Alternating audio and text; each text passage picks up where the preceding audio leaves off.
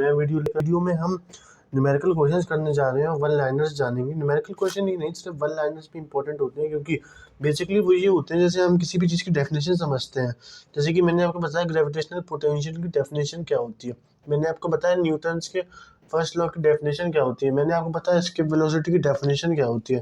तो अब वो ये बोल देगा, पूरी डेफिनेशन बताएगा, फिर कहेगा ये किसके बारे में डिस्क्राइब करती है। और ये हमेशा उसके बारे में पूछता है जिसकी हमें पास लगता है कि इसकी तो पास में हो सकता है। जैसे मान लो इम्पल्स का फोर्स का पूछ लिया उसने, या इम्पल्स का मोमेंटम का फोर्स से, ऐसे करके वो पास के पूछ लेगा, तो यहाँ पे हमें कंफ्यूजन देखने को मिलता है। तो उससे बचने के लिए आज हम यहाँ पर जितने हो सकते हैं उतने ज़्यादा हम अपने न्यूमेरिकल क्वेश्चन और वन लाइनर्स की प्रैक्टिस करने वाले हैं। ग्रेविटेशन के अंदर हमने सारी चीज़ें जान ली थी। अगर आपको इसका इंट्रोडक्शन वीडियो चाहिए, इंट्रोडक्शन वीडियो भी नहीं कहूँगा, मैं आपको कहूँगा अगर आपको सिर्फ एक वीडियो में पढ़ना है इसको, तो आप मेरा पहला पार्ट 1 चेकआउट करके देख सकते हैं। पार्ट 1 तो नहीं, मैं बोलूँगा इसमें मैंने वीडियो डाली थी, इसमें मैंने बोला था gravitation all concept covered in just 1 video, ऐसे करके एक वीडियो होगी, मैं उसे प्लेलिस्ट में भी अपलोड कर दूँगा, आप उसको देख लेना। वहाँ पर काफ़ी अच्छी वीडियो है वो, क्योंकि अगर आप देखना चाहें, क्योंकि मैंने बहुत ज़्यादा एक्सप्लेन करके रखा है उन बच्चों के लिए जिसको नहीं आता था, तो मैंने 3 वीडियोस बनाए हैं। अब एक वीडियो सिर्फ ऐसा है जिसमें मैंने सिर्फ एक ही चीज़ कवर रखी है, वो है पूरा चैप्टर, तो वो आपके लिए काफ़ी इंपॉर्टेंट हो जाता है, तो उसको आप एक बार देख लीजिएगा। मैंने पिछली क्लास में आपको केपलर्स लॉ पढ़वा दिए थे, 3 लॉ क्या होते हैं। यहाँ पर कुछ पॉइंट्स लिखे हैं, उनको देख लेते हैं क्या बोलते हैं हमसे। यहाँ लिखा है the gravitational force between the two masses independent of the presence of the object present between the two masses. कहने का मतलब ये है gravitational force between two masses independent of the presence of object between the medium present. Basically कहने का मतलब ये है कि मान लो मैं 2 ऑब्जेक्ट की बात कर रहा हूँ, मान लो मैं हमारे और तुम्हारी बात कर रहा हूँ कि हम दोनों के बीच में ग्रेविटेशनल फोर्स फील्ड हमारे पास जनरेट हो रही है, फोर्स क्रिएट हो रहा है, लेकिन इसके कारण जितने भी मासेस बीच में आ रहे हैं ना, क्योंकि मान लो मैं आपसे 500-600 किलोमीटर दूर बैठा हूँ, तो मेरे और आपके बीच में जितनी सारी चीज़ें आ रही हैं, उसके कारण उसकी अट्रैक्टिविटी पे कोई फ़र्क नहीं पड़ेगा, जो अट्रैक्टिवनेस है उसकी फ़र्क नहीं पड़ेगा, उसकी जितना फोर्स है उतना ही रहेगा। अगर उसके बीच में मैं एक दीवार भी खड़ी कर दूँ तब भी उससे उस फोर्स में कोई अंतर नहीं आएगा, चाहे वो दीवार चाहे जैसी भी हो, ठीक है। The value of escape velocity of body does not depend on the mass, ये तो हमने ही निकाल लिया था, 2 GRE 11.2 किलोमीटर पर सेकंड। अब जब हमारा आंसर ही आ गया 11.2, तो यहाँ पर किसी चीज़ की ज़रूरत ही नहीं है, हमको बस उसको इतनी देने हैं। अरे वैसे भी 2 GRE है यहाँ पर, तो यहाँ से तुमको क्या देखने को मिल रहा है, कुछ नहीं पता, तुमको बस यही पता है कि 2 GRE है, और जब ये निकालेंगे तब हमारा आंसर भी आ जाएगा। तो ऐसे सिंपली इसे करके देखना है, बस रिलेट करना है अपनी चीज़ों को। देखो यहाँ पर इसने क्या पूछ लिया हमसे, हमको फॉर्मूला पता है क्या होता है, √2 GRE। अब इसके बाद यहाँ पर अपन देखते हैं, तो हमको इसमें पहले ही दिखाई दे रहा है कि यहाँ पर कोई भी इसका मीनिंग नहीं है, यानी कि यहाँ पर कोई भी ऐसा कुछ हमसे बात नहीं कर रहा है कि यहाँ पर मास की बात हो रही हो। तो मास की बात नहीं है, तो सिंपल सी बात है, इंडिपेंडेंट हो सकता है। जैसे आपसे क्वेश्चन ये बनाएगा, अब वो मैंने आपको बता दिया कि ग्रेविटेशन जो होता है, इसकी वेलोसिटी की मैंने आपको डेफिनेशन बता दी, मैंने आपका फॉर्मूला बता दिया। फॉर्मूला आया √2 GRE। क्या आया फॉर्मूला? √2 GRE।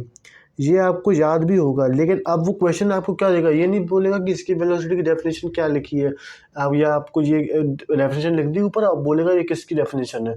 ये क्वेश्चन नहीं आते हैं। क्वेश्चन ये आते हैं कि मान लो हमारे पास एक बॉडी है जो कि 100 किलो की है, और एक बॉडी है जो कि हमारे 50 ग्राम की है। अब वो ये बोले कि किसको ऊपर एस्केप वेलोसिटी प्रोवाइड करवाने में किसको ज़्यादा लगेगा, मतलब अपनी अर्थ की ग्रेविटेशनल फील्ड से बाहर फेंकने में किसको ज़्यादा सही से फेंकी जाएगी, या कौन आसानी से फेंक जाएगी बाहर। तो इस टाइप के क्वेश्चन आते हैं, तो हमको लगेगा यार देखो, जो बॉडी भारी है उसको तो हमें ऊपर फेंकने में, ऊपर करने में हमको ज़्यादा चीज़ें अप्लाई होंगी, ज़्यादा फोर्स अप्लाई होगा, ज़्यादा मोमेंटम लेना पड़ेगा, ज़्यादा इसकी वेलोसिटी ज़्यादा होगी। तो ऐसा नहीं होता है, ये मास की वेलोसिटी इंडिपेंडेंट होती है, क्योंकि वहीं पर लिख दिया मैंने ऊपर 2 GRE, यहाँ पर आपको मास कहीं दिख रहा है, तो बस सिंपली हम ऐसे करके चलते हैं।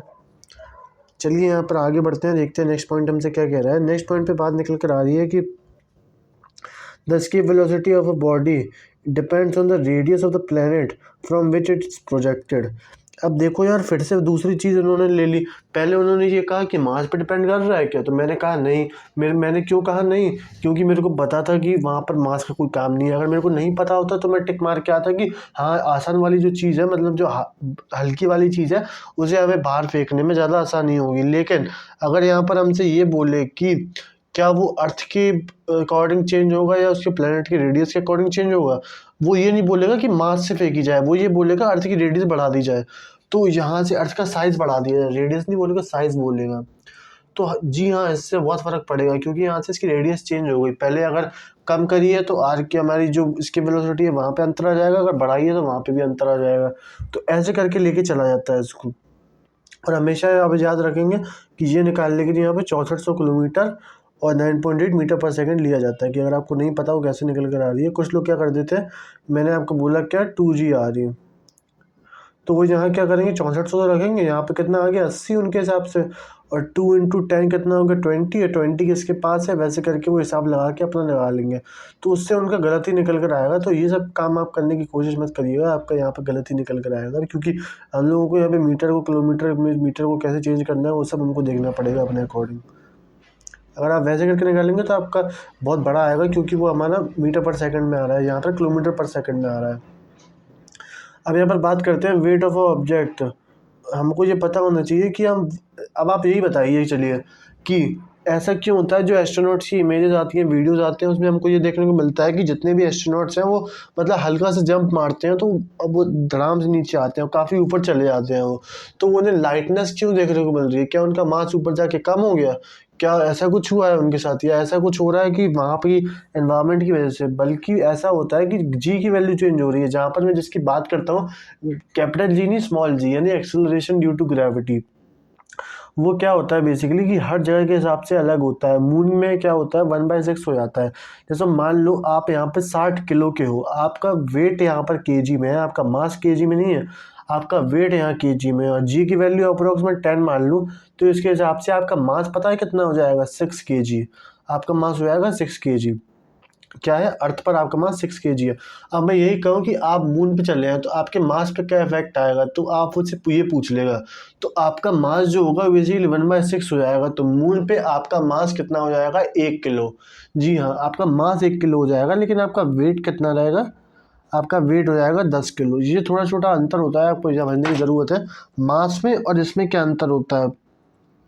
वेट में सबसे बड़ी बात होती है, मास बेसिकली बात करते हैं हम, वेट बात करते हैं इसकी m इंटू जी की, ठीक है। और जब हम बात करते हैं किसकी, मास की, तो मास बेसिकली उसका कंटेंट होता है, उसमें कितना माल है, एक तरीके से ये बोल सकते हैं। जैसे कि मैं कहूँ मैं कितना, मेरे अंदर कितना माल अपना खुद का है, क्योंकि एक जो चीज़ होती है वो ग्रेविटेशन होती है। जैसे मान लो मैं ऐसी जगह पे चला गया, वीनस पे चला गया, मैं मर्क्यूरी पे चला गया, तो वहाँ पे ग्रेविटेशनल फील्ड जी की वैल्यू काफ़ी ज़्यादा हाई होती है, तो उसकी वजह से मेरे को थोड़ा ज़्यादा मेरे को फील होगा। जैसे मैं बात करता हूँ इक्वेटर की, तो इक्वेटर में मैं बोलता हूँ मेरे को डिफरेंस देखने को मिलता है, मेरे को ज़्यादा लगता है, और इक्वेटर और पोल पे मेरे को ऐसा लगता है कि मेरे को कम लग रहा है। तो ये छोटे छोटे अंतर हमको देखने को मिलते हैं, जिसके कारण हम लोगों को ऐसा लगता है कि जी की वैल्यू चेंज होती जा रही है। अब जी की वैल्यू चेंज तो हो रही है,